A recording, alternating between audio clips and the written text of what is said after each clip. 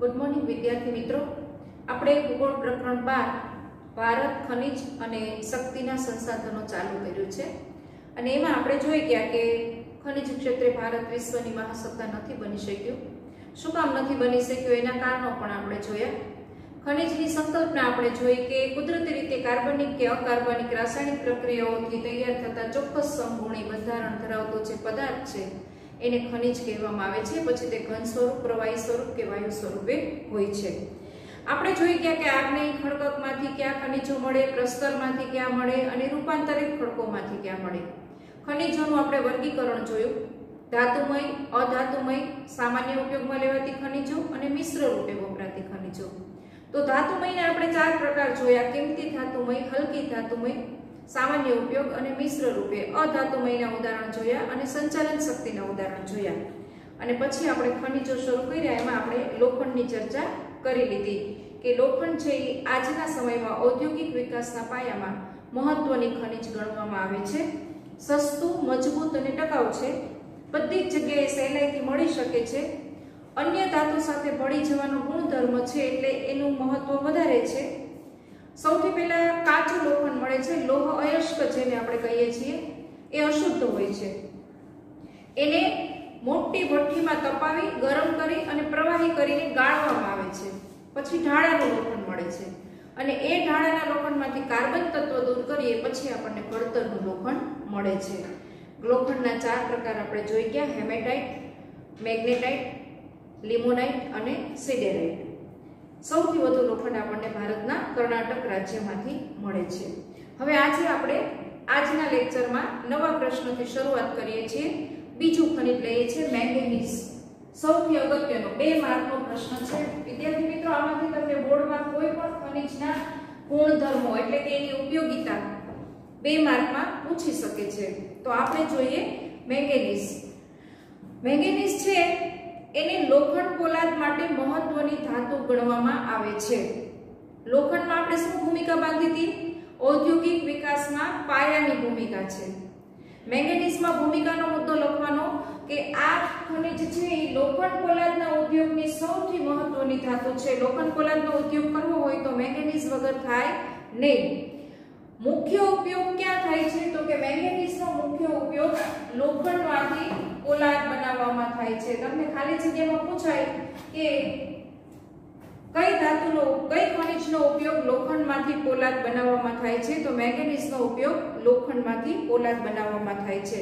અન્ય ઉપયોગો ક્યાં છે? રાસાયણિક ઉપયોગો મુખ્ય તો આ લોખંડમાંથી મજબૂત પોલાદના બીબા બનાવવા હોય, બહુ મોટી ઊંચી ઇમારત હોય, મોટો ઔદ્યોગિક એકમ હોય, મોટા બંધો હોય, એની મજબૂતાઈ માટે લોખંડમાંથી પોલાદ બનાવવું પડે અને લોખંડમાંથી પોલાદ બનાવવું હોય તો એમાં મેંગેનીઝ મિશ્રણ કરવું પડે। આ ઉપરાંત એના રાસાયણિક ઉદ્યોગમાં બ્લીચિંગ પાવડર માટે, કીટનાશક એટલે કે જે પાકનો નાશ કરે છે ને, જંતુનાશક દવાઓ, નાના નાના કીટકો હોય એનો નાશ કરવા માટે કીટનાશક, સૂકી બેટરી, ટાઇલ્સ અને વગેરે બનાવવામાં થાય છે। આ ઉપરાંત ચામડાનો ઉદ્યોગ, દીવાસળીનો ઉદ્યોગ, ફોટોગ્રાફી, આપણે જે ફોટા પાડીએ છીએ એની જે નેગેટિવ તમે જુઓ છો એમાં મેંગેનીઝનો ઉપયોગ થાય છે। ફોટોગ્રાફીમાં, ચિનાઈ માટીના વાસણોમાં અને રંગીન ઈંટો જે બને છે એમાં મેંગેનીઝનો ઉપયોગ થાય છે। મેંગેનીઝનું મિશ્રણ કરવાથી શું આવે? તો કે મેંગેનીઝનું મિશ્રણ લોખંડ સાથે કરો ને એટલે પોલાદના જે પાટા હોય અને સળિયા હોય એમાં સ્થિતિસ્થાપકતા આવે છે અને મજબૂતાઈ આવે છે। ઘણી બધી વાર તમે એવું દ્રશ્ય જોયું હશે કે તમે જતા હશો તો વાહનમાં આગળ ટ્રકમાં સળિયાનો જથ્થો જતો હોય પણ એ સળિયા પાછા હલતા હોય, સળિયા નહીંતર લોખંડના હોય, પણ એમાં સ્થિતિસ્થાપકતા લાવવા માટે મેંગેનીઝનું મિશ્રણ કરવાથી સળિયામાં વળી શકાય એવો ગુણધર્મ ઉત્પન્ન થાય છે અને છતાં મજબૂતાઈ આવે છે।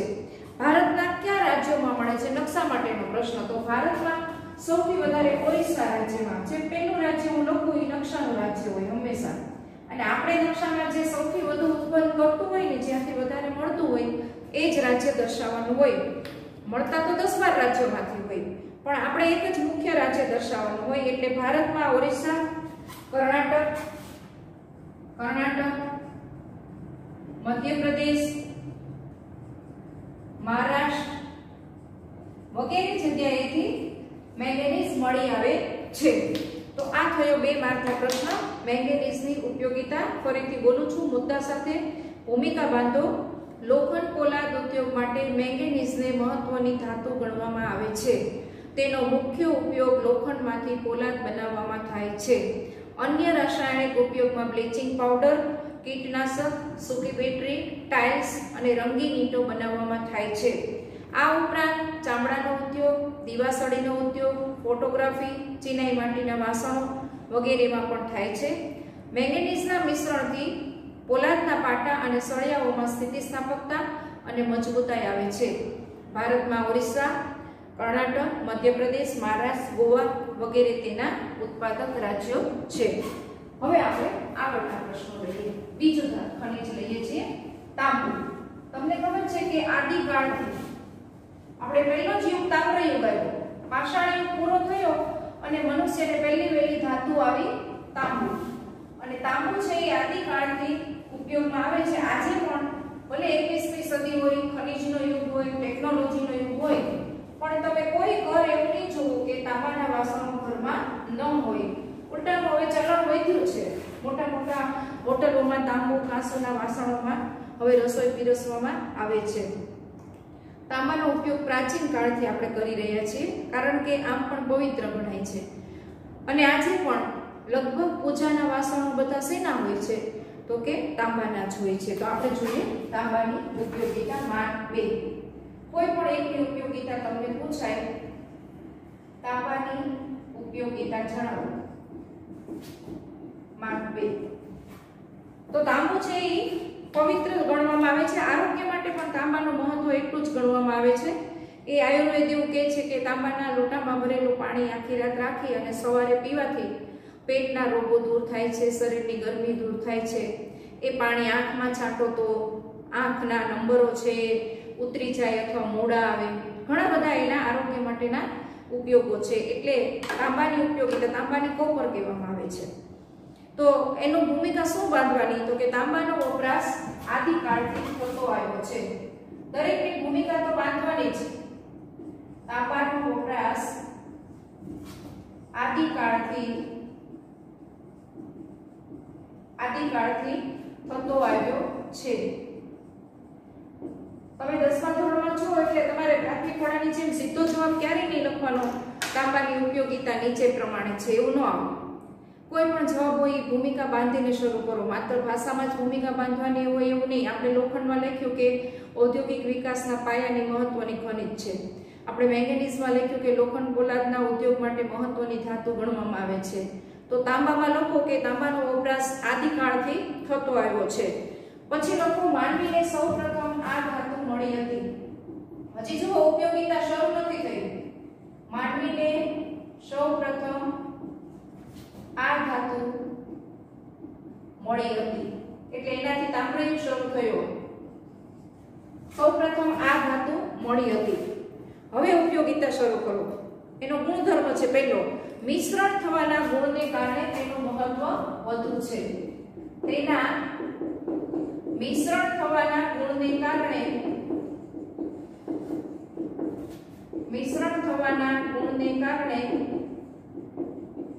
તેનું મહત્વ વધુ છે.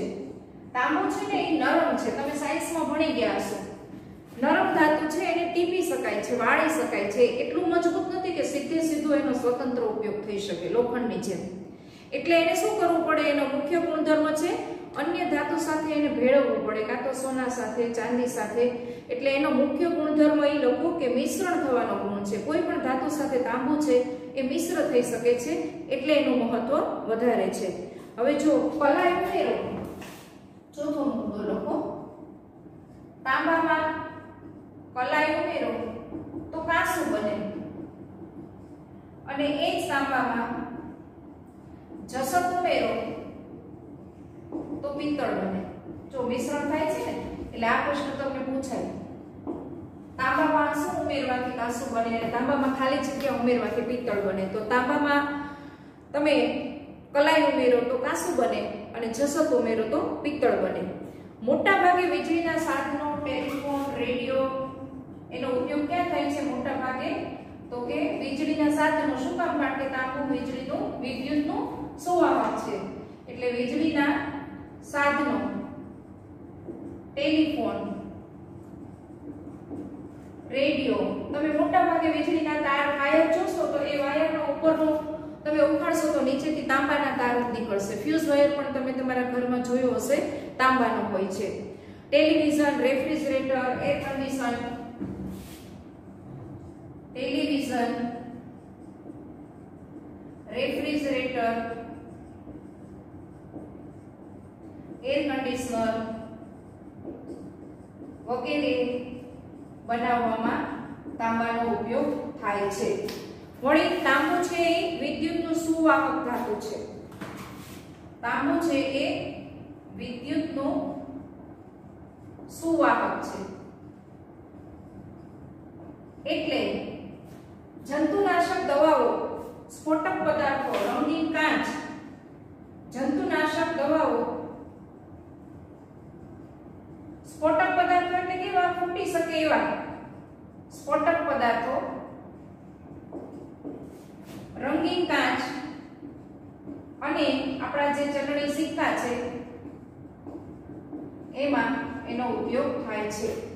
આ તાંબાના ગુણધર્મો થયા. હવે રાજ્યો આપી દો. કયા રાજ્યમાં સૌથી વધારે મળે છે? તો ઝારખંડ, મધ્યપ્રદેશ અને રાજસ્થાન. એમાં નકશા માટે ઝારખંડ બતાવવાનું. ઝારખંડ, મધ્યપ્રદેશ અને રાજસ્થાન એના મુખ્ય રાજ્યો છે. ફરીવાર બોલું છું મિત્રો. તાંબાની ઉપયોગિતા માર્ક 2. ભૂમિકા બાંધો. તાંબાનો વપરાશ આદિકાળથી કરવામાં આવે છે. માનવીને સૌપ્રથમ આ ધાતુ મળી આવી હતી. તેના મિશ્રણ થવાના ગુણને કારણે તેનું મહત્વ વધુ છે.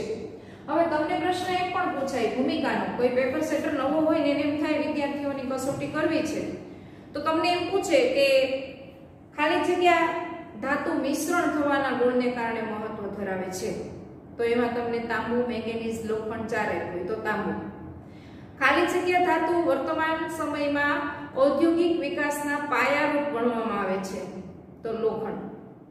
ખાલી જગ્યા ખનિજ એ લોખંડ પોલાદના ઉદ્યોગ માટે મહત્વની ધાતુ ગણવામાં આવે છે, તો મેંગેનીઝ. એટલે હું તમને કહું છું વારંવાર કે એનો ભૂમિકાનો મુદ્દો ખાસ યાદ રાખજો. એમાંથી એમસીક્યુ પણ બની શકે, એમાંથી ખાલી જગ્યા પણ બની શકે. તો તાંબાનું મિશ્રણ થવાનો ગુણ છે, એને કારણે એનું મહત્વ વધુ છે. તાંબાની અંદર કલાઈ ઉમેરો તો કાંસુ બને, અને તાંબાની અંદર જસત ઉમેરે તો પિત્તળ બને છે. મોટા ભાગે વીજળીના સાધનો, telephone, radio, refrigerator, air conditioner વગેરે બનાવવામાં થાય છે. વિદ્યુતનું સુવાહક છે, એટલે જંતુનાશક દવાઓ, સ્ફોટક પદાર્થો છે, ફૂટી શકે એવા છે, પછી રંગીન કાચ અને સિક્કામાં થાય છે. ભારતમાં સૌથી વધુ તાંબાનો જથ્થો ઝારખંડ, આ ઉપરાંત મધ્યપ્રદેશ અને રાજસ્થાનમાં મળે છે. હવે આપણે જોઈએ બોક્સાઇટ અને એલ્યુમિનિયમની ઉપયોગિતા. ત્રીજું ખનિજ લઈએ છીએ બોક્સાઇટ અને એલ્યુમિનિયમની ઉપયોગિતા. આમાંથી તમને 1 માર્કનો નકશો અને 2 માર્કનો પ્રશ્ન, 3 માર્કનો આને ગુણધર્મ અને ગુણભાર આપ્યો છે. એટલે પેપર સેટર ઉપર આધાર રાખે. જો નકશો નહીં પૂછવો હોય તો 3 માર્કનો મોટો પ્રશ્ન વર્ગીકરણ તમને પૂછીને 1 માર્કનો નકશો અને 2 માર્કમાં કોઈ ખનિજની ઉપયોગિતા પણ પૂછી શકે. તો હવે આપણે જોઈએ બોક્સાઇટની ઉપયોગિતા, એલ્યુમિનિયમની ઉપયોગિતા. બોક્સાઇટની ઉપયોગિતા.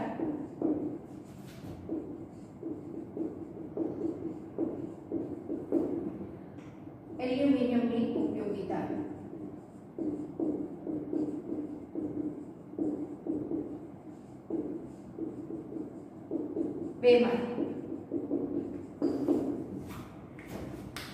બોક્સાઇટ છે એ એલ્યુમિનિયમની કાચી ધાતુ છે. જો એલ્યુમિનિયમ તમારે મેળવવું હોય તો બોક્સાઇટનો જથ્થો જોઈએ તો જ એલ્યુમિનિયમ મળી શકે. એટલે એની ભૂમિકા બાંધવાની. આ ધાતુ એલ્યુમિનિયમની કાચી ધાતુ છે. જો આની ભૂમિકા ફરી ગઈ. બધા જ ખનિજની ભૂમિકા જુદી જુદી છે, મિશ્રણ કરતા નહીં. ખાલી જગ્યા ધાતુ એલ્યુમિનિયમની કાચી ધાતુ છે તો બોક્સાઇટ. બોક્સાઇટ ખાલી જગ્યા ધાતુની કાચી ધાતુ છે તો એલ્યુમિનિયમની કાચી ધાતુ છે. સૌપ્રથમવાર 1821 માં સૌપ્રથમ ક્યાંથી મળી હતી? ક્યારે મળી હતી? 1821 માં. ક્યાંથી? તો કે ફ્રાન્સના લેબોક્સ નામનો જે વિસ્તાર છે ત્યાંથી મળી આવી હતી, એટલે જ એનું નામ બોક્સાઇટ પડ્યું છે. ફ્રાન્સના લેબોક્સ પાસેથી મળી આવી હતી એટલે એનું નામ બોક્સાઇટ પાડવામાં આવ્યું છે. બોક્સાઇટમાંથી એલ્યુમિનિયમ મેળવવામાં આવે છે. બોક્સાઇટમાંથી એલ્યુમિનિયમ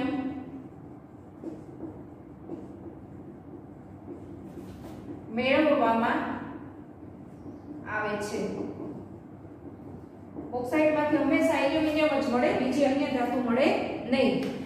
એના વિશિષ્ટ ગુણને લીધે એના વિવિધ ઉપયોગ છે. એના ગુણો છે એ વિવિધ છે, વિશિષ્ટ છે. વિશિષ્ટ ગુણને લીધે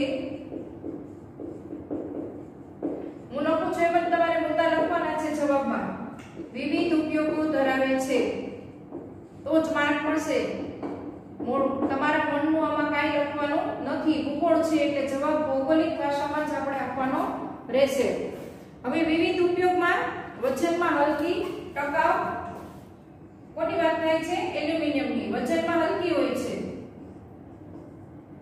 છતાં મજબૂત, હલકી હોવા છતાં મજબૂત. ટકાઉ, કાટ રોધક, કાટ લાગે નહીં એલ્યુમિનિયમને કોઈ દિવસ. ટીપી શકાય, જેમ વાળવું એમ વાળી શકાય. આ બધા એના ગુણધર્મો છે એલ્યુમિનિયમના. વિદ્યુતનું સુવાહક, વિદ્યુતનું સુવાહક, આ એના ગુણધર્મો. જો બોક્સાઇટના અને એલ્યુમિનિયમનું આમાં મિશ્રણ છે એટલે બંનેનું સાથે આવશે આમાં. ઘર વપરાશના વાસણો, વિદ્યુતના સાધનો, રંગો અને હવાઈ જહાજ. ઘર વપરાશના વાસણો, વિદ્યુતના સાધનો, કારણ કે વિદ્યુતનું સુવાહક છે,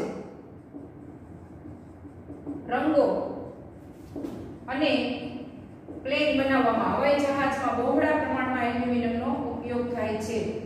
હવાઈ જહાજમાં બહોળા પ્રમાણમાં, સૌથી મોટા ભાગે બહોળા પ્રમાણમાં ઉપયોગ થાય છે. જો આમાંથી એવી રીતે તમને પ્રશ્ન પૂછાય, એલ્યુમિનિયમની કાચી ધાતુ બોક્સાઇટ. બોક્સાઇટમાંથી કઈ ધાતુ મેળવવામાં આવે છે? એલ્યુમિનિયમ.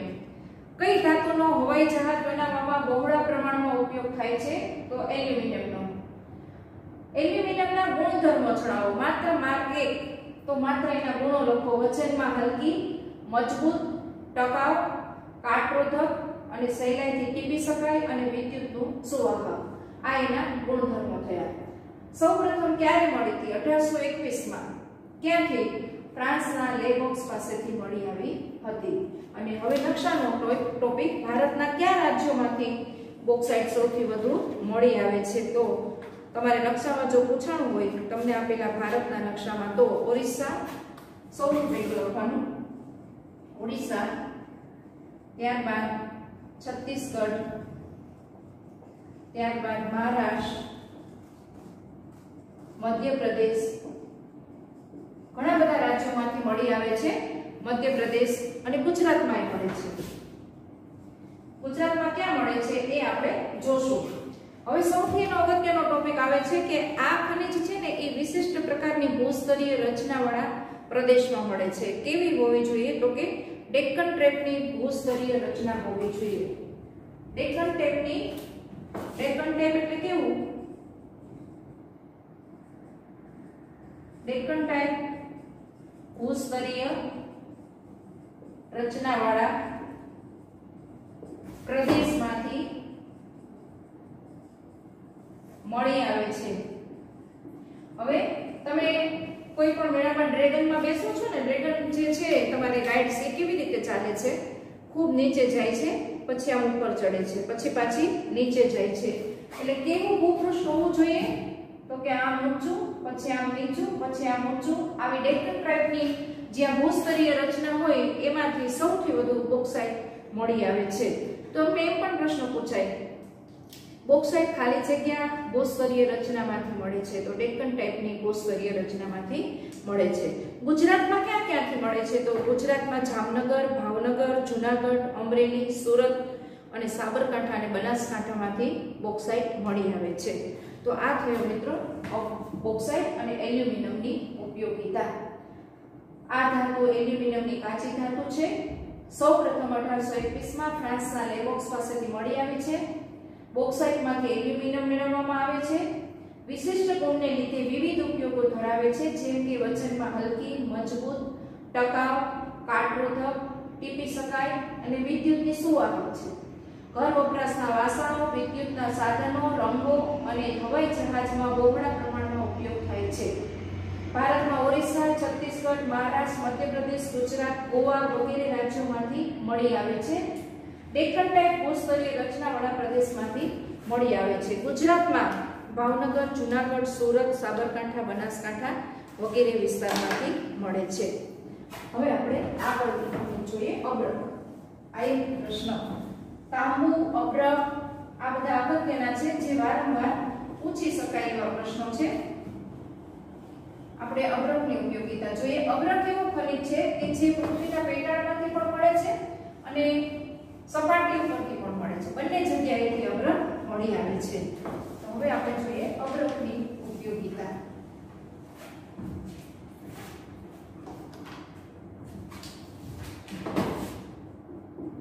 અબ્રકની ઉપયોગિતા જણાવો.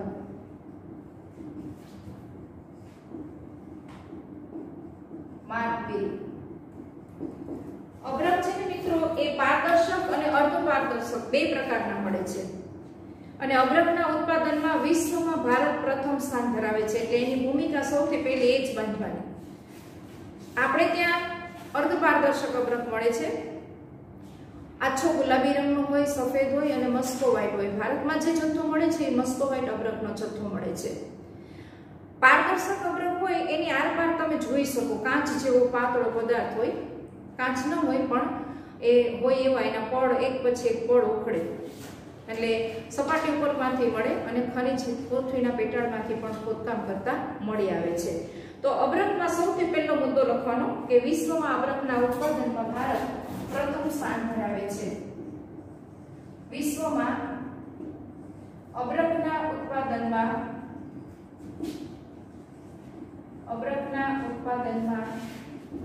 ભારત પ્રથમ સ્થાન ધરાવે છે. ખાલી જગ્યા ખનિજમાં ભારતનું વિશ્વમાં પ્રથમ સ્થાન છે. તો અબ્રકના ઉત્પાદનમાં ભારત વિશ્વમાં પ્રથમ સ્થાન ધરાવે છે. એટલે પહેલો ભૂમિકાનો મુદ્દો બાંધો કે ભારતનું પ્રથમ સ્થાન છે. અગ્નિરોધક છે. જો સૌથી વિશિષ્ટ ગુણ આવ્યો, હજી સુધી કોઈ ખનિજમાં આવ્યો જ નહોતો. વિદ્યુતનું સુવાહક તો 2-3 માં આવી ગયું, એલ્યુમિનિયમમાં આવ્યું, બોક્સાઇટમાં આવ્યું, તાંબામાં આવ્યું, પણ અગ્નિરોધક અને વિદ્યુતનું અવાહક એટલે વિદ્યુતના સાધનો બનાવવામાં થાય છે. અગ્નિ હોય ને એને અટકાવી શકે છે, અગ્નિરોધક છે. અગ્નિરોધક અને વિદ્યુતનું અવાહક હોવાથી વિદ્યુતના સાધનોમાં ઉપયોગ થાય છે. તમે આ પણ લખી શકો, ભલે તમારા મટીરીયલમાં નથી પણ ધ્વનિ શોષક પડદામાં પણ એનો અબ્રકનો ઉપયોગ થાય છે. જે મોટા મોટા કાર્યક્રમોના હોલ હોય છે અને મોટા સાઉન્ડ સિસ્ટમ જ્યાં મૂકેલી હોય અને એનો અવાજ બહાર ન જવા દેવો હોય તો એની જે દિવાલ બનાવવામાં આવે એના જે પડદા એમાં ધ્વનિ શોષક પડદામાં અબ્રકનો ઉપયોગ થાય છે.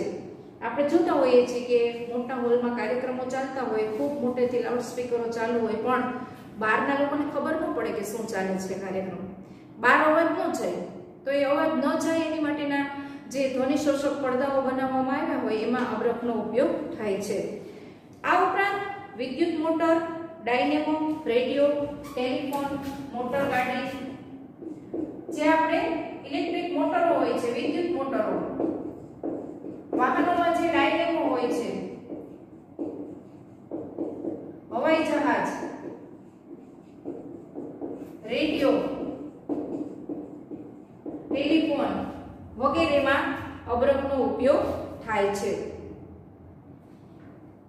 ભારતના રાજ્યોમાં અબરખના મુદ્દા મિત્રો 3 જ છે: બિહાર, ઝારખંડ, આંધ્રપ્રદેશ અને રાજસ્થાન. સૌથી વધુ બિહાર, નકશાનું રાજ્ય બિહાર, ત્યાર પછી ઝારખંડ, મધ્યપ્રદેશ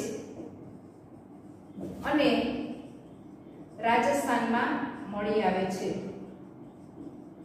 તો જો પહેલો મુદ્દો લખો, વિશ્વમાં અબરખના ઉત્પાદનમાં ભારત પ્રથમ સ્થાન ધરાવે છે. બીજું, અગ્નિરોધક અને વિદ્યુતનું અવાહક હોવાથી વિદ્યુતના સાધનો બનાવવામાં વપરાય છે. ત્રીજું, વિદ્યુત મોટરો, ડાયનેમો, હવાઈ જહાજ, રેડિયો, મોટરગાડીઓ વગેરેમાં પણ તેનો ઉપયોગ થાય છે. ભારતના રાજ્યોમાં બિહાર, ઝારખંડ, મધ્યપ્રદેશ અને રાજસ્થાન તેના મુખ્ય રાજ્યો છે. હવે આપણે જોઈએ સીસાના ઉપયોગ. સીસું છે એ નરમ છતાં મજબૂત ધાતુ છે. સીસાના ઉપયોગ મોટા ભાગે તમે ઘણા બધા પાર્સલો એવા જોયા હશે જે ખાનગી હોય, જે ખોલવાના જ ન હોય, એની ઉપર એના પેકિંગ કરવામાં, એવા લુગડાના પેકિંગમાં પણ સીસાને ગરમ કરીને એનું સીલ મારવામાં આવે છે, જે ખૂબ જ મજબૂત હોય છે. એટલે આપણે જોઈએ સીસાની ઉપયોગિતા અને એના ક્ષેત્રો ક્યાં ક્યાં છે. સીસાની ઉપયોગિતા. સીસું છે એ તમને નકશામાં નહીં પૂછાય, પણ ઉપયોગિતામાં પૂછી શકાય. બાકીના ખનિજો છે એ તમને નકશામાં પૂછાય છે. સીસાની ધાતુને ગેલેના કહે છે. સીસાની જે ધાતુ છે ને, આ પ્રશ્ન બહુ પૂછાણો છે બોર્ડમાં, ખાલી જગ્યામાં અથવા 1 માર્કમાં. સીસાની ધાતુને શું કહે છે? તો એને ગેલેના કહેવાય છે. એટલે આ ખાસ યાદ રાખવાનું, સીસાની ધાતુને ગેલેના કહે છે. મુલાયમ અને છતાં વજનમાં ભારે. મુલાયમ અને વજનમાં ભારે હોય છે. આ મુલાયમ હોય છે, તમે જ્યારે એને ઓગાળો ત્યારે મુલાયમ હોય છે, પણ એનું સીલ મારી દો પછી વજનમાં એટલી બધી ભારે થઈ જાય, એને તોડવી મુશ્કેલ થાય. એટલે જ ખાસ ખાનગી પાર્સલોમાં એનું સીલ મારવામાં આવે છે.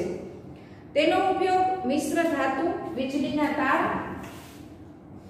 મિશ્ર ધાતુ, વીજળીના તાર, શસ્ત્રો, રંગ, કાચ, આ ઉપરાંત રબર અને સ્ટોરેજ બેટરી, રબર અને સ્ટોરેજ બેટરીમાં વપરાય છે. આ સીસાની ઉપયોગિતા.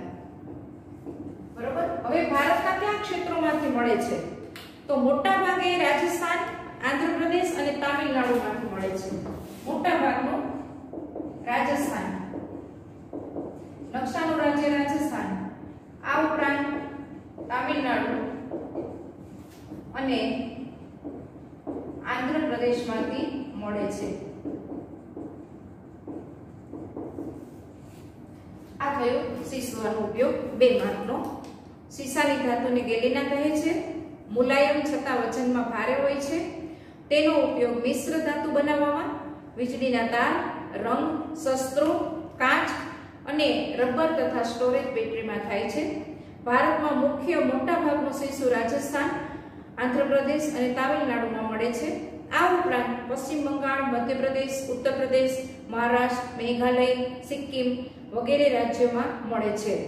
સીસાનું ઉત્પાદન પુષ્કળ પ્રમાણમાં ભારતમાં થતું હોવા છતાં એની જરૂરિયાતો આપણે પૂરી કરી શકતા નથી, એટલે વિદેશમાંથી આયાત કરવું પડે છે. તો મિત્રો તમને એ સમજણ પડવી જોઈએ કે સીસાનો ઉપયોગ કેટલો હશે. તમને એવું લાગે ને કે આ સીસું વળી શું ઉપયોગમાં આવતું હશે, પણ તમે જુઓ ભારતમાં વિપુલ પ્રમાણમાં ઉત્પાદન થાય છે અને છતાંય આપણી જરૂરિયાત એટલી બધી છે કે આપણા દેશમાં જે સીસાનું ઉત્પાદન થાય છે એ આપણે પહોંચી નથી શકતા, એટલે આપણે વિદેશમાંથી સીસું આયાત કરવું પડે છે. તમને એમ પણ પૂછાય કે કયા ખનિજની વિદેશમાંથી ભારતને આયાત કરવી પડે છે? તો સીસાની. કયા ખનિજમાં વિશ્વમાં ભારત પ્રથમ સ્થાન ધરાવે છે? તો અબ્રક. બરોબર, એટલે આ તમને બરોબર સીસાની ધાતુને ખાલી જગ્યા કહે છે ગેલેના. આ એના મુખ્ય પોઈન્ટ છે. હવે આપણે જોઈએ ચૂનાનો પથ્થર. ચૂનાનો પથ્થર લાઇમસ્ટોન જેને કહેવામાં આવે છે. અબ્રકને મીકા કહેવાય, તાંબાને કોપર કહેવાય. અબ્રક હોય એને મીકા કહેવામાં આવે છે. લોખંડને આયર્ન કહેવામાં આવે છે. હવે આપણે જોઈએ ચૂનાનો પથ્થર લાઇમસ્ટોન.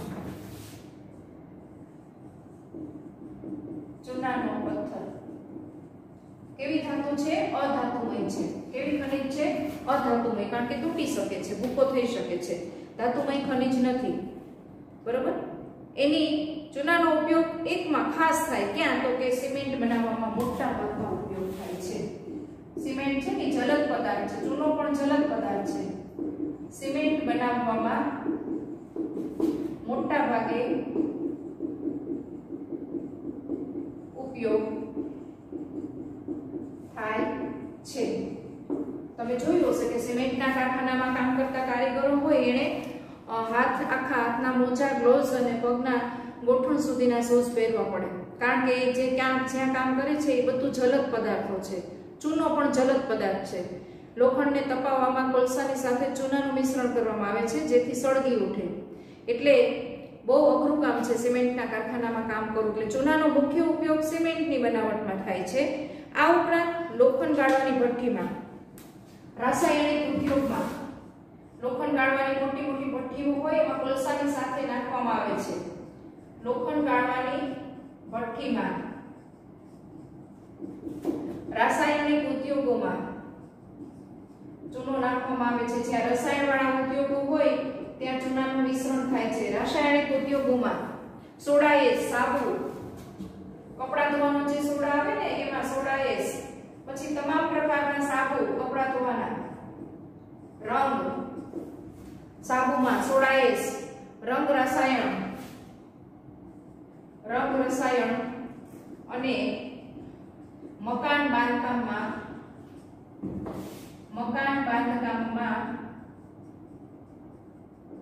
ઉપયોગ થાય છે. મકાન બાંધકામમાં એનો ઉપયોગ થાય છે.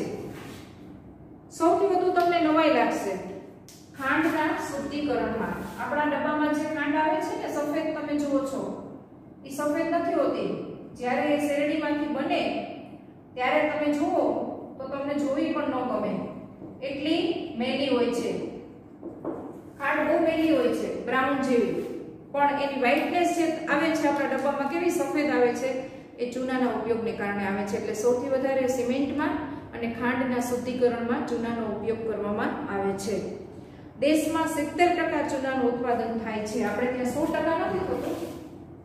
દેશમાં 70% ચૂનાનું ઉત્પાદન કયા રાજ્યો કરે છે? તો આંધ્રપ્રદેશ. ચૂનામાં પણ ગુણવત્તા જોવામાં આવે છે. હલકી જાતનો ચૂનો પણ આવે અને ઉત્તમ જેમાં ચૂનાનું પ્રમાણ સૌથી વધુ હોય એવું પણ આવે. તો રાજસ્થાન, મધ્યપ્રદેશ, ગુજરાત. રાજસ્થાન, મધ્યપ્રદેશ અને ગુજરાતમાં ચૂનાનું ઉત્પાદન કેટલા ટકા? 70%. 100% નહીં. આ ઉપરાંત છત્તીસગઢ, મહારાષ્ટ્ર, હિમાચલ પ્રદેશમાં પણ થાય છે. ગુજરાતમાં જૂનાગઢ, જામનગર, કચ્છ અને અમરેલી. ગુજરાતમાં જૂનાગઢ, જામનગર, કચ્છ અને અમરેલી. ભારતમાં તો 70% ચૂનાનું ઉત્પાદન થાય છે, પણ ગુજરાતના જે શહેરોમાં ઉત્પાદન થાય છે ને એમાં જામનગર જિલ્લાનો જે ચૂનો છે ને એમાં 97% ચૂનાનું તત્વ છે. એટલે શુદ્ધમાં શુદ્ધ ચૂનો જામનગરમાં ચૂનાનું તત્વ 97% જોવા મળે છે. જામનગર જિલ્લાનો જે ચૂનો છે એ સૌથી શુદ્ધ છે. આ તમને પૂછી શકાય. તો જુઓ મિત્રો, અહીંયા થયા આપણો બધા જ ધાતુમય અધાતુમય ખનિજો પૂરા થયા. ચૂનાનો પથ્થર એનો ઉપયોગ ક્યાં થાય? તો કે સિમેન્ટ બનાવવામાં મોટા ભાગમાં, પછી તો કે લોખંડ વાળવાની ભઠ્ઠીમાં, રાસાયણિક ઉદ્યોગોમાં, સોડા એશમાં, સાબુ, રંગ રસાયણ, મકાન બાંધકામમાં એનો ઉપયોગ થાય છે. સૌથી વધુ ખાંડના શુદ્ધિકરણમાં ભારત જેવા દેશમાં 70% ચૂનાનું ઉત્પાદન કયા રાજ્યો કરે છે? આંધ્રપ્રદેશ, રાજસ્થાન, મધ્યપ્રદેશ અને ગુજરાત. આ ઉપરાંત ગુજરાતમાં કયા કયા જિલ્લાઓ? તો કે જૂનાગઢ, જામનગર, કચ્છ અને અમરેલી. એમાં સૌથી વધુ જામનગરમાં જે ચૂનો મળી આવે છે એમાં ચૂનાનું તત્વ 97% જોવા મળે છે. એટલે સૌથી ઉત્તમ ચૂનો જામનગર જિલ્લામાંથી મળે છે કે જેમાં બીજો પદાર્થ માત્ર 3% હોય છે. 97% એકલો ચૂનો જ હોય છે.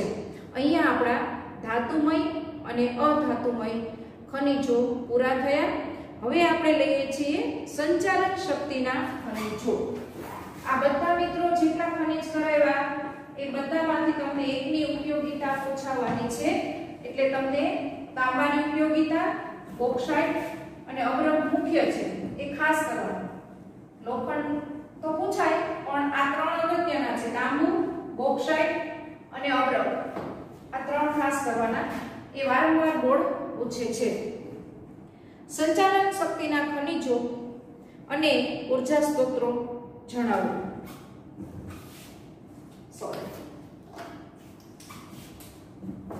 હવે આપણે નવો પ્રશ્ન લઈએ છીએ. સંચાલન શક્તિના ખનિજો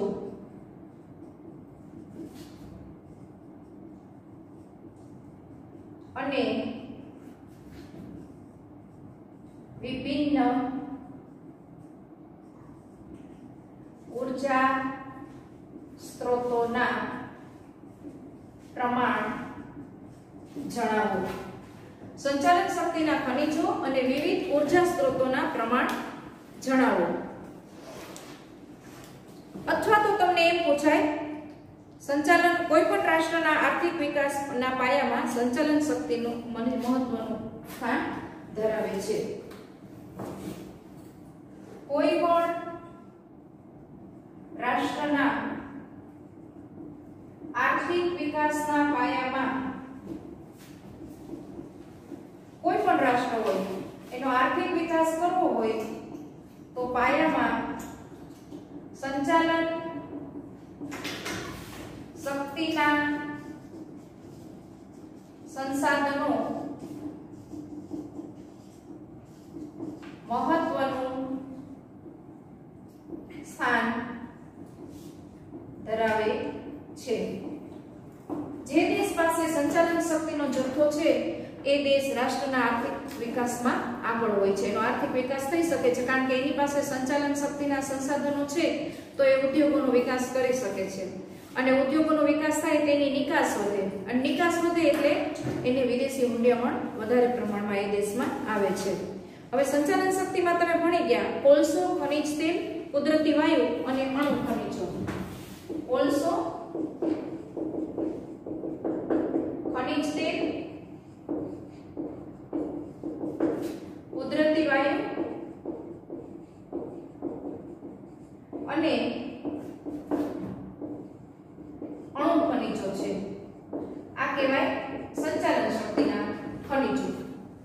બરોબર? આ મેં તમને ભૂમિકા બાંધી દીધી, હજી આપણે શરૂ નથી કર્યું. હવે તમને પ્રશ્ન પૂછાય, સંચાલન શક્તિના સંસાધનોનું વર્ગીકરણ કરો. ઓલા ખનિજોનું વર્ગીકરણ હતું. સંચાલન શક્તિના સંસાધનોનું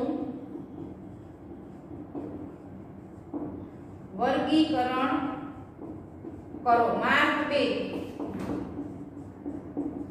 જુઓ, ખનિજોનું વર્ગીકરણ કરો તો ધાતુમય, અધાતુમય અને સંચાલન શક્તિ. પણ સંચાલન શક્તિના ખનિજોનું વર્ગીકરણ કરો તો એમાં તમારે 4 પ્રકાર બતાવવાના. 1 પરંપરાગત સંસાધન, 2 બિન પરંપરાગત સંસાધન,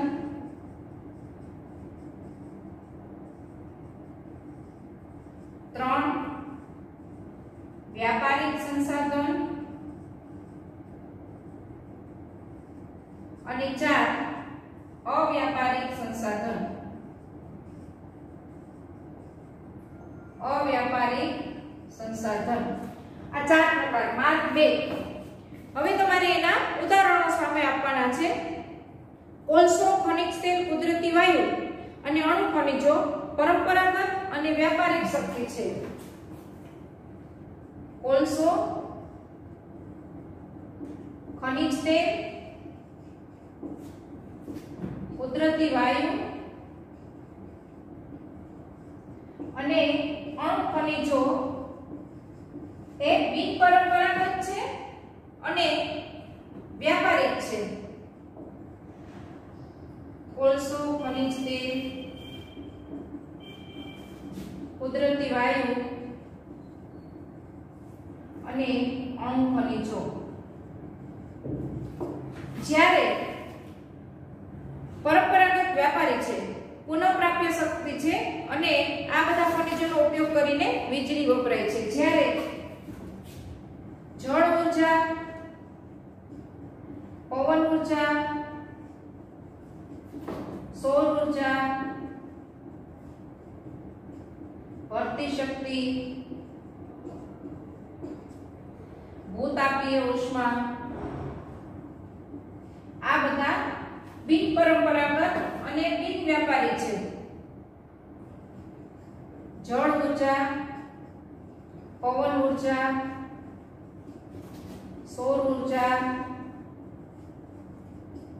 ભરતી શક્તિ અને ભૂતાપીય ઉષ્મા। આ તમે 2 માર્કનો પ્રશ્ન કર્યો। કયા સંસાધનોનું વર્ગીકરણ કર્યું? શક્તિના સંસાધનોનું, સંચાલન શક્તિના સંસાધનોનું વર્ગીકરણ। તો તમારે આ 4 પ્રકારો બતાવવાના છે સંચાલન શક્તિના। પરંપરાગત સંસાધનો, બિનપરંપરાગત સંસાધનો, વ્યાપારિક સંસાધન અને બિન વ્યાપારિક સંસાધન। પરંપરાગત છે કોલસો, ખનિજ તેલ, કુદરતી વાયુ અને અણુ ખનિજો।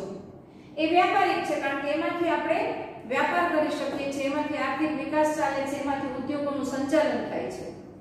જ્યારે બિનપરંપરાગત છે જળ ઊર્જા, એટલે આપણે પાણીમાંથી જે વિદ્યુત ઉત્પન્ન કરીએ છીએ એમાંથી જે ઊર્જા મેળવીએ છીએ। પવન ઊર્જા, વિન્ડ ચક્કી, વિન્ડ ફાર્મ, પવન ચક્કીઓ આપણે સ્થાપીએ છીએ ને એમાંથી ઊર્જા। સૂર્ય શક્તિમાંથી આપણે જે મેળવીએ છીએ સૌર ઊર્જા। દરિયામાં જે ઓટ અને ભરતી આવે છે એમાંથી ભરતી શક્તિમાંથી આપણે ઊર્જા મેળવીએ છીએ। અને ભૂતાપીય ઉષ્મા એટલે કે પૃથ્વીના પેટાળમાંથી જે ઊર્જા નીકળે છે એ બધા બિનપરંપરાગત છે અને બિન વ્યાપારી છે। બરોબર સમજાઈ ગયું? એમસીક્યુ માં પૂછાશે નીચેનામાંથી કયું સંસાધન બિનપરંપરાગત છે, બિનપરંપરાગત નથી? કયું સંસાધન વ્યાપારિક છે, કયું સંસાધન બિન વ્યાપારી છે? અને વર્ગીકરણ સમજાવો। માર્ક 2 સંચાલન શક્તિના ખનિજોનું વર્ગીકરણ કરો। માર્ક 2 તો આ રીતે તમારે સમજાવવાનું છે। હવે આપણે આગળના પ્રશ્નમાં જઈએ। આગળનો પ્રશ્ન સંચાલન શક્તિમાં આગળ જઈએ આપણે।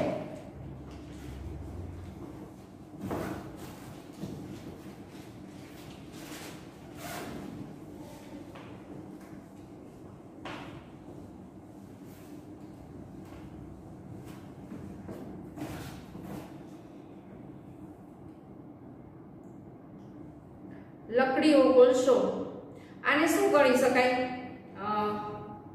પુનઃપ્રાપ્ય સંસાધન અને પુનઃ અપ્રાપ્ય સંસાધન। કયા કયા? જો પુનઃપ્રાપ્ય સંસાધન અને પુનઃ અપ્રાપ્ય સંસાધન। આ પુનઃ અપ્રાપ્ય છે ને એ નાશવંત કહેવાય। બરાબર? પુનઃ એટલે ફરીથી, તો ફરી વાર જેનો તમે ઉપયોગ કરી શકો એવા સંસાધનો કયા? તો કે જળ ઊર્જા, પવન ઊર્જા, જો જળ ઊર્જા, પવન ઊર્જા, સૌર ઊર્જા, ભરતી શક્તિ અને ભૂતાપીય ઉર્જા. આ સંસાધનો કેવા છે? આજે તમે વાપરો કાલે પાછા ફળે મળે, એટલે એને અપ્રાપ્ય, પુનઃ અપ્રાપ્ય, સોરી આ છે એ પુનઃ પ્રાપ્ય છે અને આ છે એ પુનઃ અપ્રાપ્ય, એટલે કે અખૂટ છે આ, અને આ છે એ નાશવંત છે. અખૂટ એટલે જે કોઈ દિવસ ખૂટે નહીં એવા સંસાધનો. પુનઃ પ્રાપ્ય એટલે ફરીથી આપણે જેનો ફરીવાર ઉપયોગ કરી શકીએ. દાખલા તરીકે જળ ઊર્જા, પવન છે એ આજે ઉપયોગ કરો તો કાલે પાછો મળવાનો છે. ભરતી શક્તિ છે કોઈ દિવસ ખૂટવાના જ નથી, અવિરત ચાલતા જ કરવાના છે. જેટલું તમારે વાપરો એટલું વાપરો. સૂર્ય શક્તિ છે, સૌર ઊર્જા, એ કોઈ દિવસ ના પાડવાનો જ નથી. એટલે આ બધા સંસાધનો કેવા કહેવાય? પુનઃ પ્રાપ્ય એટલે કે અખૂટ, કોઈ દિવસ ખૂટવાના નથી. જ્યારે કોલસો, ખનિજ તેલ, કુદરતી વાયુ, અણુ ખનિજો આ બધા પુનઃ અપ્રાપ્ય છે, મળવાના નથી. કોલસો એકવાર વપરાઈ ગયો એટલે પૂરું થઈ ગયું, રાખ થઈ ગયું. પછી એને કોલસાનો બીજી વાર આપણે ઉપયોગ કરી શકતા નથી. ખનિજ તેલ બળી ગયું તો બળી ગયું. આપણા સ્કૂટરમાં પેટ્રોલ કે ડીઝલ હોય ત્યાં સુધી પડ્યું ચાલે છે, પછી ઊભું રહી જાય છે એટલે નાશવંત, ખૂટી ગયું. તો આ બધા ખનિજો છે એ પૃથ્વીના પેટાળમાં બહુ લાંબા સમયે મળે છે, તરત નથી મળતા. એકવાર ખૂટી જાય પછી એને બનતા વર્ષોના વર્ષો લાગે છે. એટલે આ છે નાશવંત છે. એકવાર વાપરી લીધા પછી જેનો નાશ થઈ જાય એને નાશવંત સંસાધન કહેવાય. એક માર્કમાં તમને પૂછાય પુનઃ અપ્રાપ્ય સંસાધનોના ઉદાહરણ જણાવો. પુનઃ પ્રાપ્ય સંસાધનોના ઉદાહરણ જણાવો. જ્યારે લાકડીયો કોલસો, જલાવ લાકડું અને છાણા. લાકડીયો કોલસો એટલે લાકડામાંથી જે કોલસો બને એને લાકડીયો કોલસો કહેવાય. બીજો પથ્થરિયો કોલસો આવે. જલાવ લાકડું સાવ ઓછું લાકડું બળી જાય. અને છાણા, આ સંસાધનો કેવા છે? બિન વ્યાપારી. આમાંથી કોઈ પણ પ્રકારનો વ્યાપાર થઈ શકે નહીં. કારણ કે એક જ મિનિટમાં તમે હોળીમાં જુઓ છો, આપણે હોળી પ્રગટાવીએ ત્યારે કેટલો બધો ઊંચો છાણાનો ઢગલો હોય છે, પણ જેવી હોળી પ્રગટે એના 10 મિનિટમાં તો એ ઢગલો આખો બેસી જાય અને રાખ થઈ જાય, લાંબો સમય ચાલે નહીં. એટલે એમાંથી તમે કોઈ ઉદ્યોગ કે કોઈ ઉત્પાદન કરી શકો નહીં. જલાવ લાકડું એકદમ પોચું લાકડું, સળગાવ્યા ભેગું તરત ઓલવાઈ જાય. લાકડીયો કોલસો જેમાં માત્ર લાકડું જ હોય, તો આ બિન વ્યાપારી છે. તો અહીંયા આપણે સંચાલન શક્તિ વિશે ચર્ચા કરી. હવે આપણે નવો પ્રશ્ન લઈએ છીએ. સંચાલન શક્તિનો પહેલો પ્રકાર, જેમ ખનિજોમાં લોખંડ સૌથી અગત્યનું ખનિજ હતું, એમ સંચાલન શક્તિમાં સૌથી અગત્યનું ખનિજ છે કોલસો. તો આપણે સૌથી પહેલા પ્રશ્ન લઈએ. પૃથ્વીના પેટાળમાં કોલસાનું નિર્માણ કઈ રીતે થયું? બન્યો કેવી રીતે? પૃથ્વીના પેટાળમાં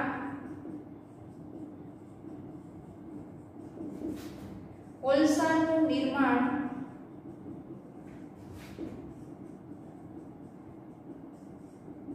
કઈ રીતે થયું? અથવા તમને પ્રશ્ન પૂછાય, એ સૌથી અગત્યનો છે, 2 વાર પૂછાઈ ગયો છે.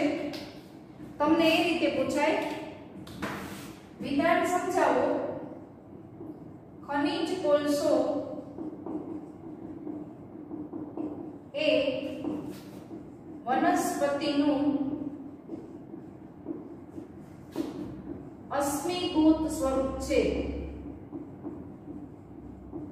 ખનિજ કોલસો વનસ્પતિનું અશ્મિભૂત સ્વરૂપ છે, સમજાવો. તમને પ્રશ્ન થાય ને કે કોલસો કેમ બન્યો હશે? કોલસાને ઇંગ્લિશમાં કોલ કહેવાય છે, કોલ અથવા કોક. અને કોલસાના કારખાના ન હોય, સિમેન્ટના કારખાના હોય, લોખંડના કારખાના હોય, કોલસાના ડેપો હોય, કોલ ડેપો કહેવાય. મોટી જગ્યામાં, વિશાળ જગ્યામાં કોલસાનો ઢગલો હોય. એને તો કઈ કોઈ બોક્સમાં કેમાં રાખવાનો ન હોય, છૂટો છવાયો પડ્યો હોય. ઘણા બધા પ્રકાર હોય કોલસાના, એ રીતે એનો ભાવ હોય. મોટા એને જોખવાના ચોરસ ત્રાજવા હોય. તમે તો કોલ ડેપો જોયો જ ન હોય એટલે કોલ ડેપો કહેવાય. તો પ્રાચીન કાળથી માનવ કોલસાનો ઉપયોગ શક્તિના સંસાધન તરીકે કરતો આવ્યો છે. પહેલો જ મુદ્દો લખો. પ્રાચીન કાળથી માનવ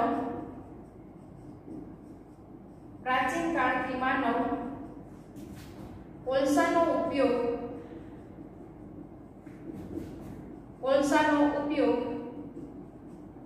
શક્તિના સંસાધન તરીકે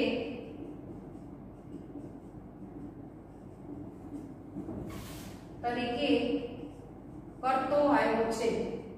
તમે જુઓ છો કે આપણે જ્યારે આપણા પૂર્વજો હતા કોઈ પણ જાતની સગવડ નહોતી રાંધવા માટે ચૂલો અને સગડી બે જ હતા. ઇસ્ત્રીમાં બધે કોલસાનો જ ઉપયોગ થતો હતો. રેલવેના એન્જિનોમાં પણ વર્ષો સુધી આ ગાડીઓ છે કોલસાથી ચાલતી હતી. એટલે પહેલો જ મુદ્દો લખવાનો, પ્રાચીન કાળથી માનવી કોલસાનો ઉપયોગ શક્તિના સંસાધન તરીકે કરતો આવ્યો હશે. પ્રાચીન સમયમાં પૃથ્વી ઉપર વનરાજીનું સામ્રાજ્ય હતું. મુદ્દો બાંધો. પ્રાચીન સમયમાં પૃથ્વી ઉપર વનરાજી એટલે શું કહેવાય? હરિયાળી, લીલોતરી, જંગલો. વનરાજીનું સામ્રાજ્ય હતું. એટલે કે કોઈ જીવ નહોતો. એકલા ચારે બાજુ ઝાડવા વનસ્પતિ લીલાછમ હરિયાળા જંગલો જ હતા. એને વનરાજી કહેવાય. વનોના વનરાજી. તો પહેલો જ મુદ્દો બાંધો કે પ્રાચીન સમયમાં પૃથ્વીના ઉપર એકલી વનરાજી હતી. આટલા બધા મકાનો અત્યારે છે, એવી વસ્તી, આટલા મકાનો, આટલા ઉદ્યોગો, આવું કશું જ નહોતું. એકલી લીલી વનરાજી હતી. હવે પૃથ્વીના પેટાળમાં કોઈ આંતરિક હિલચાલને કારણે વનસ્પતિ પૃથ્વીના પેટાળમાં દટાઈ ગઈ. પૃથ્વીના પેટાળમાં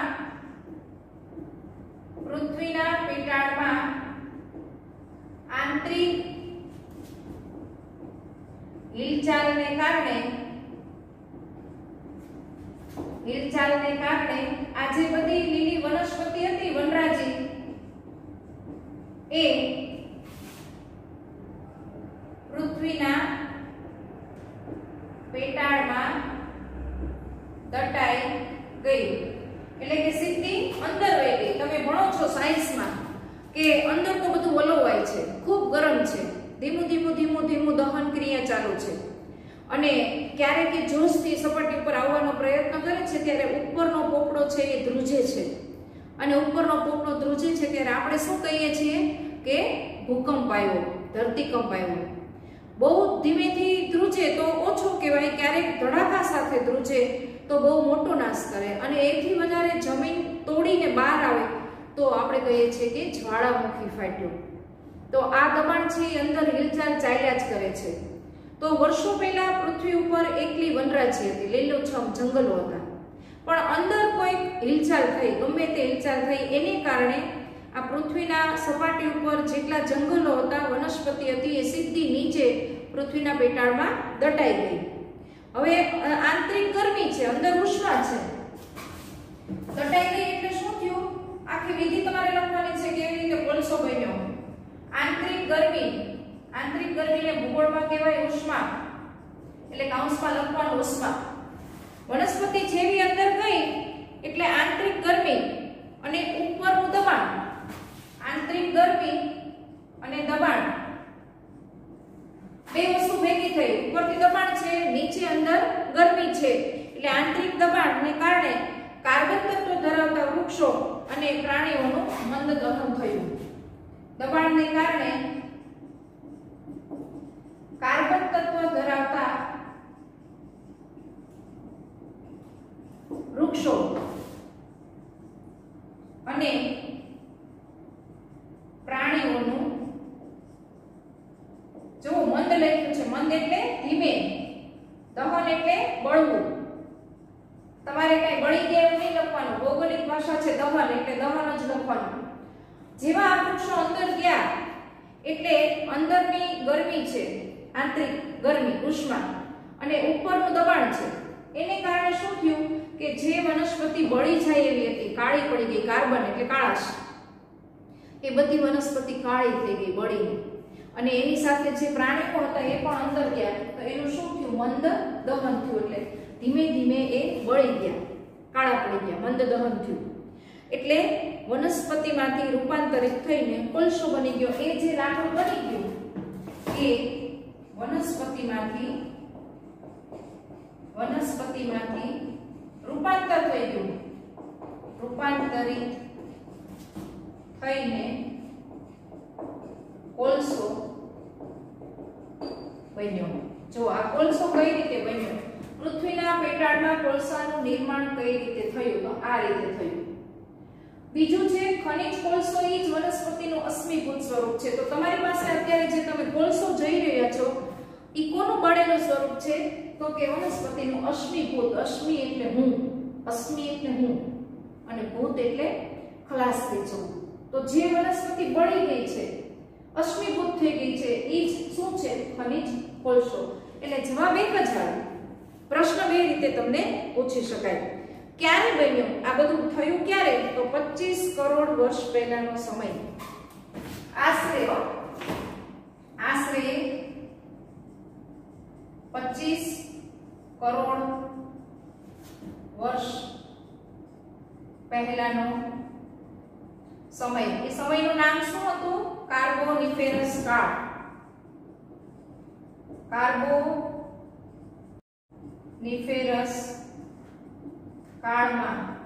કાર્બોનિફેરસ કાળમાં નિર્માણ થયું.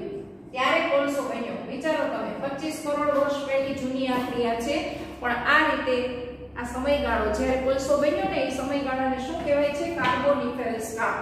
કોલસો બન્યો એટલે હવે આ જ રીતે આ સમય દરમિયાન ધીમે ધીમે વૃક્ષોનું મંદ દહન થતું ગયું અને કાર્બન તત્વોનું કોલસામાં રૂપાંતરણ થતું ગયું. આ દરમિયાન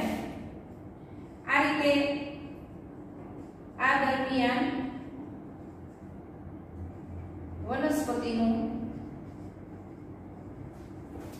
કાર્બન તત્વમાં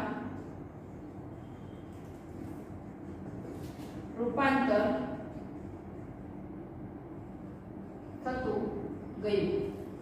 જો આ આખી કોલસો કઈ રીતે બન્યો એની વિધિ હવે હું તમને ફરીવાર મુદ્દા સાથે સમજાવું છું. પ્રશ્ન તમને એ પૂછાણો છે કે પૃથ્વીના પેટાળમાં કોલસાનું નિર્માણ કઈ રીતે થયું જણાવો. માર્ક 3. અથવા તમને કારણમાં વિધાન પૂછાણું છે કે વિધાન સમજાવો. ખનિજ કોલસો વનસ્પતિનું અશ્મિભૂત સ્વરૂપ છે. તો પહેલા જ ભૂમિકા બાંધો કે પ્રાચીન કાળથી માનવ કોલસાનો ઉપયોગ શક્તિના સંસાધન તરીકે કરતો આવ્યો છે. બીજો મુદ્દો લખો. પ્રાચીન સમયમાં પૃથ્વી ઉપર વનરાજીનું સામ્રાજ્ય હતું. એકલી લીલોતરી હરિયાળી હતી, વનરાજીનું સામ્રાજ્ય હતું. પછીનો મુદ્દો લખો કે પૃથ્વીના પેટાળમાં કોઈ આંતરિક હિલચાલને કારણે એ વનસ્પતિ છે એ પૃથ્વીના પેટાળમાં દટાઈ ગઈ, સીધી નીચે તળિયામાં વહી ગઈ. અંદર આંતરિક તમે 8મા ધોરણમાં ભણી ગયા છો કે હિમાલયની જગ્યાએ પહેલા શું હતું? તો કે તેથી સાગર હતો. તો કેમ સાગરની જગ્યાએ હિમાલય આવી ગયો? તો એ પણ આનું જ ઉદાહરણ છે કે આંતરિક હિલચાલ થઈ એને કારણે એટલો ભાગ છે એ ધડાકા સાથે બહાર આવી ગયો, અને જે બહાર આવી ગયો એ ભાગ છે એ સાગરની જગ્યાએ હિમાલય પર્વત છે. તો અહીંયા પણ એવું જ થયું કે કોઈ પ્રાચીન હિલચાલ થઈ આંતરિક અંદર, એટલે વનસ્પતિ છે એ સીધી પૃથ્વીના પેટાળમાં દટાઈ ગઈ અને અંદરની ગરમી એને લાગી. અંદર તો બધું ગરમ જ છે, અંદરની ઉષ્મા અને ઉપરનું દબાણ, આ બેયને કારણે જે લીલી વનસ્પતિ હતી એ આખી કાળી થઈ ગઈ. કાર્બન તત્વ ધરાવતા વૃક્ષો અને પ્રાણીઓનું મંદ દહન થયું. અંદરની ગરમી લાગી અને ઉપરનું દબાણ આવ્યું, એટલે જે લીલા વૃક્ષો હતા એ કાળા થઈ ગયા, ધીમે ધીમે બળી ગયા, મંદ દહન થઈ ગયું. અને એ જ વનસ્પતિ જે લીલી હતી એ જ કાળી વનસ્પતિ થઈ રૂપાંતરિત થઈ અને કોલસાના રૂપે આપણને પાછી મળી. આશરે 25 કરોડ વર્ષ પહેલાનો જે આ સમય હતો એ કાર્બોનિફેરસ કાળ તરીકે ઓળખાવા લાગ્યો. તમને ખાલી જગ્યામાં પૂછાય કે કોલસાનું નિર્માણ થયું એ સમયગાળો કયા નામે ઓળખાયો? તો કાર્બોનિફેરસ કાળ. અથવા તમને એમ પૂછાય કે કોલસાનો સમયગાળો કયો છે? તો કાર્બોનિફેરસ કાળ 25 કરોડ વર્ષ પહેલાનો. અને આ રીતે વારંવાર હિલચાલને કારણે વનસ્પતિનું કાર્બન તત્વમાં રૂપાંતર થતું ગયું અને ધીમે ધીમે આપણને કોલસો છે એ મળતો ગયો.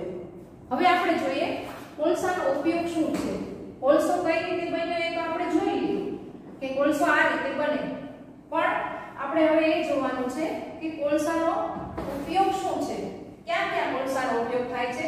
તમને તો એક ઉપયોગ ખબર છે ખાસ કે ભાઈ બળતણમાં એનો ઉપયોગ થતો હતો વર્ષો સુધી.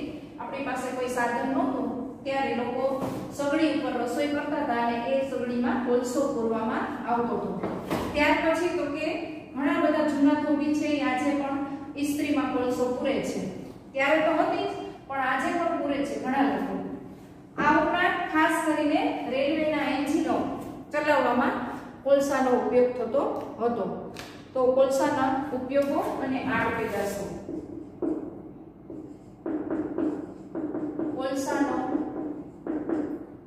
કોલસાના ઉપયોગો અને આડપેદાશો કઈ કઈ છે જણાવો. વરાળ યંત્રની શોધથી કોલસાનો ઉપયોગ વધતો ગયો. વરાળ યંત્રની શોધથી કોલસાનો ઉપયોગ વધતો ગયો. વરાળ યંત્રની શોધ નહોતી થઈ ને ત્યારે કોઈને કોલસાની ખબર નહોતી. કોલસો તો ક્યારેય હતો, કોલસો તો આદિમાનવના સમયમાં હતો. પણ આપણે મેં તમને કીધું એમ શોધ ક્યારે થાય, જ્યારે જરૂર પડે. જેવી વરાળ યંત્રની શોધ થઈ, જેમ્સ વોટે વરાળ યંત્રની શોધ કરી એટલે કોલસાનો ઉપયોગ વધ્યો. રેલવે અને આકોટ જેવા પરિવહનના સાધનોનો ઉપયોગ સરળ બન્યો. તેનાથી રેલવે એન્જિનમાં અને આકોટ ચલાવવામાં, આકોટ જેવા પરિવહનના સાધનોમાં તેનો ઉપયોગ સરળ બન્યો.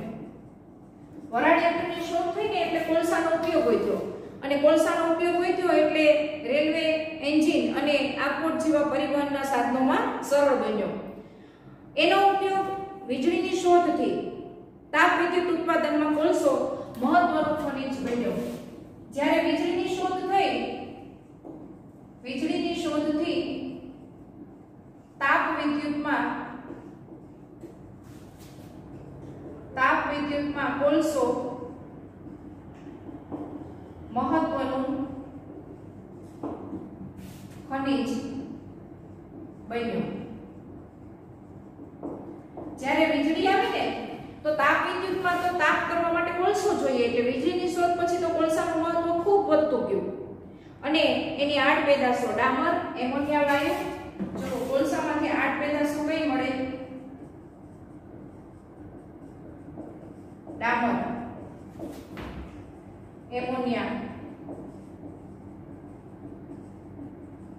એમોનિયા વાયુ, ડામર, સલ્ફેટ, બેન્ઝોલ અને ક્રૂડ ઓઇલ.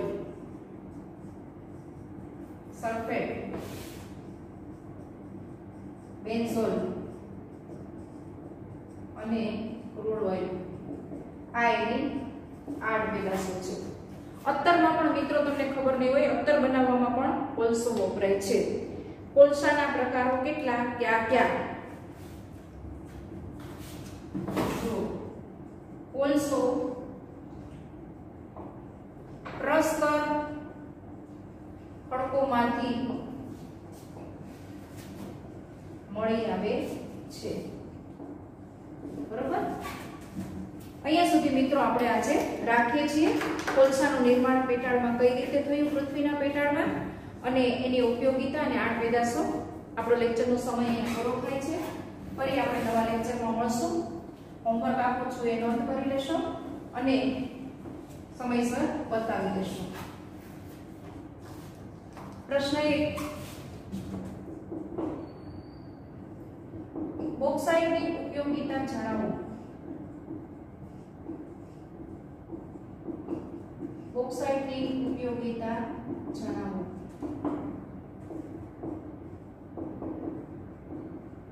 તાંબાની ઉપયોગિતા જણાવો. સંચાલન શક્તિના સંસાધનોનું વર્ગીકરણ કરો અને પૃથ્વીના પેટાળમાં કોલસાનું નિર્માણ